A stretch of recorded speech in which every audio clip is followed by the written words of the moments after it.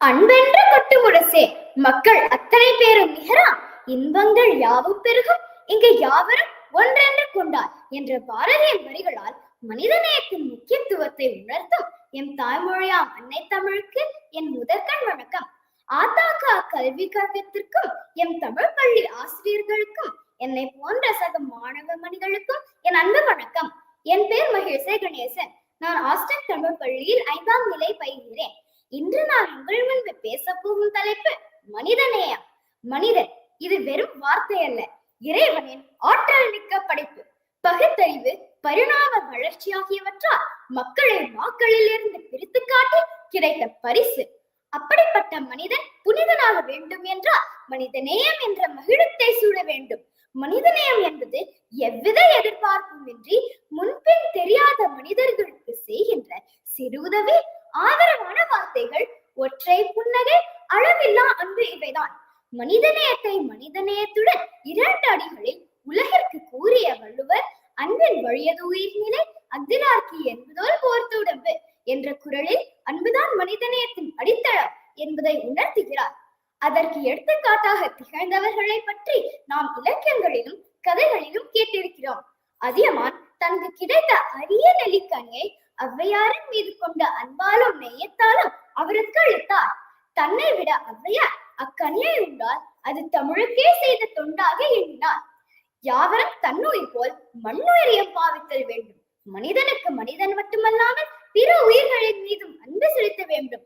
ஒரு புறாவிற்காக தனது உடலின் ஒரு பாகத்தையே கொடுத்த மன்னன் சிபி சக்கரவர்த்தி, பசுவின் கன்றுக்காக தன் மகனையை தண்டித்த மன்னன் மனுநீதி சோழன், முல்லைக்கு தேர் கொடுத்த வள்ளல் பாரி, இவர்கள் போன்றோர் தமிழர்கள் பிற உயிர்களின் மீதும் அன்பு செலுத்தி மனித நேய மாண்புடன் வாழ்ந்தனர் என்பதை உணர்த்துகின்றனர்.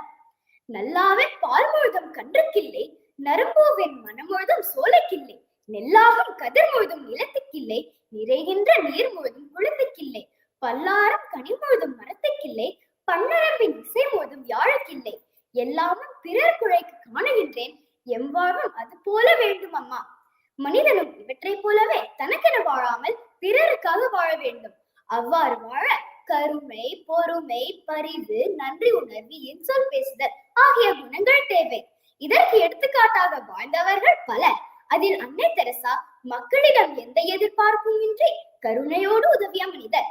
இவர் ஒரு தொழுநோய் கொண்ட மூதாட்டி மழையில் நனைந்து கொண்டிருந்த போது மற்றவர்கள் உதவி செய்ய தயங்கிய போதும் அவரை தொட்டு தழுவி தூக்கி அவருக்கு உதவி செய்தார். அவர் வாழ்க்கை என்பது நீ சாகும் வரை அல்ல, நீ மற்றவர்கள் மனதில் வாழும் வரை என்பார். வாடிய பயிரை கண்ட போதெல்லாம் வாடினேன் என்று பாடிய வள்ளலார் ஏழைகளுக்கு உணவழைக்க 1827ஆம் ஆண்டு சத்திய தர்மசாலையை ஏற்படுத்தினார். அன்று எரியூட்ட பெற்றெடுத்து இன்றும் அணையாமல் எரிந்து கோடான கோடி மக்களின் பசிப்பிணியை போக்கிக் கொண்டிருக்கிறது. பண்புடையார் பட்டுண்டு உலகம், அது என்ற நண்புக்கு ஆய்வது மண் என்ற குரலில் வள்ளுவர், பண்புடையவர்கள் வாழ்வதால்தான் இவ்வுலகம் இயங்கி வருகிறது என்று மனிதநேயத்தின் சிறப்பையும் இன்றையமையாமையையும் கூறுகிறார். இன்றைய காலத்தில் மனிதநேயம் என்பது புயலாலும் வெள்ளப்பெருக்காலும் பாதிக்கப்பட்டவர்களுக்கு உணவு, உடை போன்ற உதவிகள் செய்வதாலும், கல்வி, அறுவை சிகிச்சை போன்றவைகளுக்கு பணம் தேவைப்படுவோருக்கு முன்பின் தெரியாத மனிதர்கள் உதவுவதாலும், உடல் உறுப்பு, இரத்த தானம் போன்ற தானங்களை செய்வதன் மூலமாகவும் நிலைத்து நிற்கிறது. அதுபோல நம் தமிழ் பள்ளி ஆசிரியர்கள் பிரதிபலன் எதிர்பாராமல் தமிழை அடுத்த தலைமுறைக்கு கற்பிப்பதும் மனிதநேயமே. சமீப காலத்தில் ஏற்பட்ட உலகளாவிய நுண்தொற்றின் போது அனைத்து மக்களும் மனிதநேயத்தின் இன்றியமையாமை உணர்ந்ததோடு தங்களால் எந்த உதவிகளை செய்தனர். ஆண்டுதோறும் ஆகஸ்ட் 19ஆம் நாள் உலக மனிதநேய நாளாக கொண்டாடப்படுகிறது. யாதும் ஊரே யாவரும் கீழே என்ற கணியன் பூங்குன்றனாரின் வரிகளுக்கு ஏற்ப மதங்களை, இனங்களை, மொழிகளை தாண்டி மனிதநேயத்துடன் நாம் வாழ வேண்டும். மனிதநேயம் எப்பொழுதும் மனிதர்களை அழகானவர்களாக மாற்றும்.